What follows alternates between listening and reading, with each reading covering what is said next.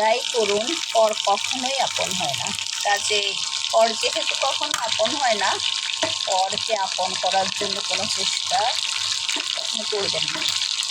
আপনি অবশ্যই সবার সাথে ভালো ব্যবহার করবেন, সবার জন্য আপনি ভালো হবেন, আপনি যতটুকু পারবেন।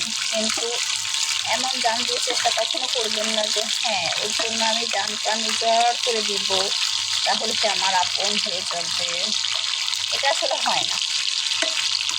যে যেমন সে তেমনই থেকে যায়। বরং এটা করতে গিয়ে আপনি যে এনার্জি লস করবেন তার পেছনে, এবং যে পরিমাণে এফোর্ট দিবেন, সেটা যখন আপনি দেখবেন পুরোটাই জলে ভেসে গেছে, তখন উল্টো আপনি কষ্ট পাবেন। কাজে কষ্ট পাওয়ার কোনোই দরকার নাই। আপনি আপনার জায়গায় ঠিক থাকুন, পরের জায়গায় ঠিক থাকুন।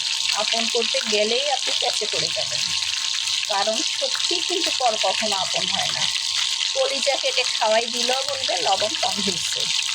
কাজেই নিজের মতো থাকুন, নিজের মতো বাঁচুন।